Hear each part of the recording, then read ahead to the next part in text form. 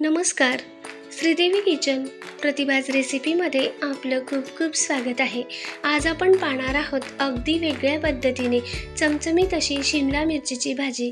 नाही सुके खोबरे वापरणार, नाही शेंगदाण्याचा कूट, तरीसुद्धा भाजीची ग्रेव्ही मस्त दाटसर होईल. पाहूयात. तर 200 ग्रॅम एवढी मी शिमला मिरची घेतली. शिमला मिरची घेताना जास्त मोठी घेऊ नये, अशी मध्यम किंवा नाजूक अशी घ्यायची. त्यानंतर घेतले त्यासाठी 2 मध्यम आकाराचे कांदे, थोडीशी कोथिंबीर, 1 टमाटा आणि कढीपत्ता. आता शिमला मिरची मी अशी त्रिकोण आकारात कट करून घेतली आणि 2 कांदेही असा 1 कांदा बारीक चिरून घेतला आणि 1 कांदा असा थोडासा मोठा चिरला, म्हणजे अशा पाकळ्या मोकळ्या करून घेतल्या कांद्याच्या आणि टमाटासुद्धा बारीक असा चिरून घेतला. तर सर्वात आधी आपण एका बाउलमध्ये 2 ते 3 चमचा एवढं दही घेऊयात. यात घालूया 1 चमचा एवढे धने पावडर, त्याचबरोबर अर्धा ते पाऊण चमचा एवढे चणा डाळीचे पीठ आणि सोबतच घालूया 1 पाव चमचा एवढा सब्जी मसाला. आता हे पावडर मसाले दह्यासोबत चांगले फेटून घेऊयात.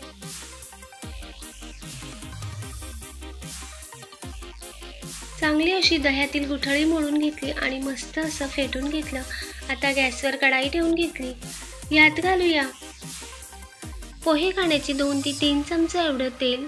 अगदी थोडंसं तेल गरम झालं की यावर घालूयात जाड चिरलेला कांदा, त्याचबरोबर चिरलेली शिमला मिरची. कांदा आणि मिरची रंग बदलेपर्यंत परतवायचं नाहीये, तर तेलात फक्त अशी भाजून घ्यायचे काही सेकंदांसाठी. आणि आता काढून घेऊयात. तर हे पहा, आता जी कढई शिल्लक राहिलेलं तेल आहे त्यातच अजून थोडंसं तेल घालून घेतलं. तेल गरम झाल्यानंतर पाव चमचा मोहरी, सोबतच अर्धा चमचा जिरे मोहरी चांगले तळतळले की आता घालूया 2 चिमूट हिंग, त्याचबरोबर कढीपत्त्याची पानं आणि चांगली चरचरीत फोडणी झाली की मग नंतर घालूया बारीक चिरून घेतलेला कांदा. आता मात्र कांदा आपल्याला चांगला लालसर होईपर्यंत परतवायचा आहे.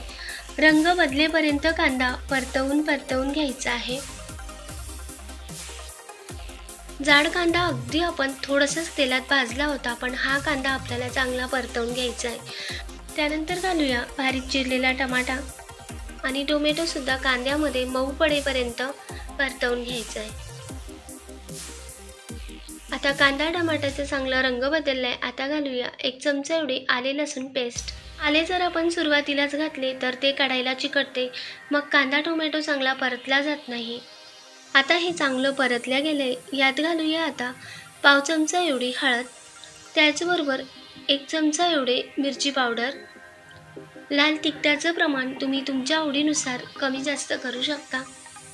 मिरची पावडरही तेलात मस्त परतल्यानंतर आता घालूया यात पावडर मसाल्यांसोबत फेटलेले दही.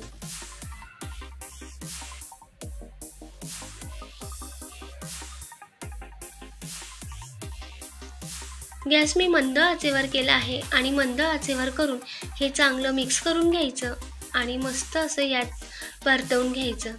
तेल सुटेपर्यंत फेटलेलं दही चांगलं परतवून घ्यायचं.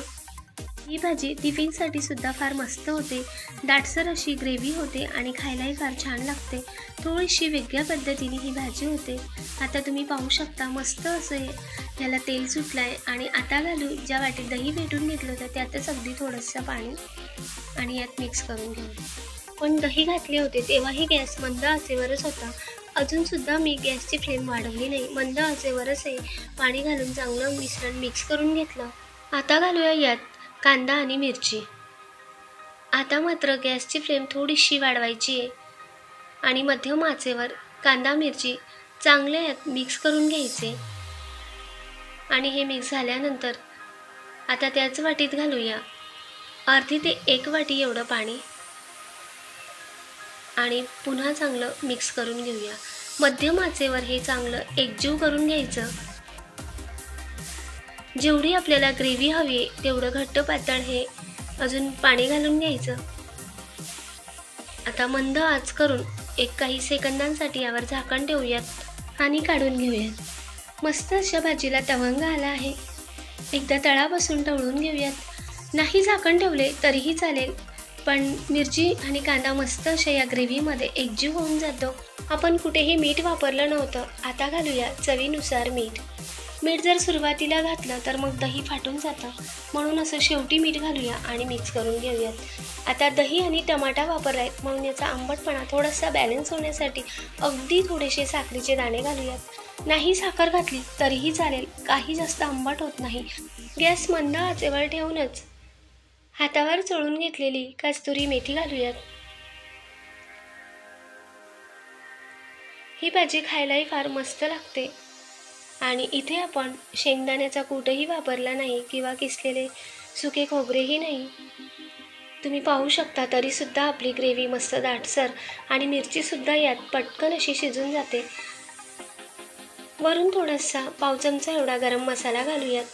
एकदा मिक्स करून घेऊयात आणि मंद आचेवर 1 ते 2 मिनटं ही भाजी अशी शिजू देऊयात.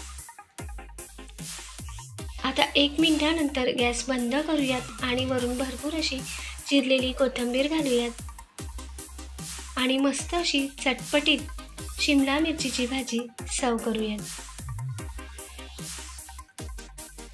चटपटीत आणि चमचमीत अशी शिमला मिरचीची भाजी टिफिनसाठी सुद्धा मस्त होते.